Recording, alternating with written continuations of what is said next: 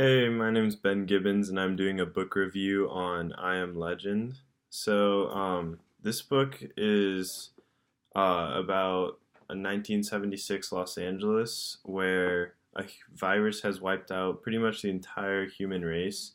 Um, and One of the survivors is named Robert Neville, who's the main character in the novel. So all of the humans that were wiped out from this virus are turned into two types of vampires. Either the living vampires, who are the humans who haven't been killed by the virus yet, and the true undead, who are the vampires who were killed by the virus and rose from the dead.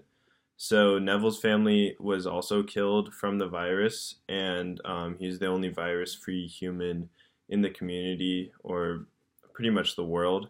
Um, so by day, he must go around killing the sleeping vampires who are hiding from the sunlight, and by night, he hides from the vampires in his house, which he's rigged to be sort of vampire-proof. He also later constructs tests on the vampires, attempting to gather more information about them, and meets up with this girl named Ruth, who he finds in the streets. So for the apocalypse in Revelation, this book describes quite a literal apocalypse, where the entire human race has been destroyed, and now there are vampires who want nothing more than to just kill the living humans.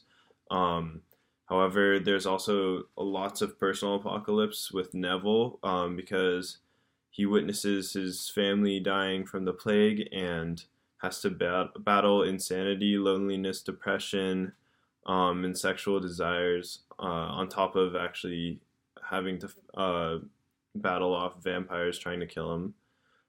So the book ends up revealing that humans are just as much monsters as vampires are. After Neville realizes that he is the monster to the living vampires, who are seems like they're trying to start their own, or have started their own civilization, and he's the monster to them. So for literary elements, so Neville faces lots of internal conflict and external conflict. External, I mentioned, he obviously has to fight off the vampires, and internally, he also has to keep his sanity. Um, so he feels sometimes like being the only survivor was worse than actually becoming a vampire. And he often has to resist the urge to jump to their side. He misses his wife and is frequently seduced by the female vampires, who also have the same human qualities that or appearance that normal human beings would have, um, and is driven to alcoholism when he endures each night, unable to sleep because vampires are banging on his house trying to get in and kill him. Um, so this relates this reveals a very strong, difficult personal apocalypse for him. And then a common theme in the novel is survival of the fittest, and that in situations like these, survival is the most important thing uh, in the human's mind. So sometimes Neville feels bad about murdering all these vampires, but he realizes that if he doesn't do this, then they will kill him at night.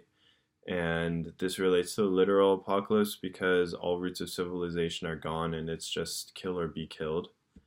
So I would definitely recommend this book to others because the storyline is very exciting, and it's a great read for anyone interested in a horror type novel.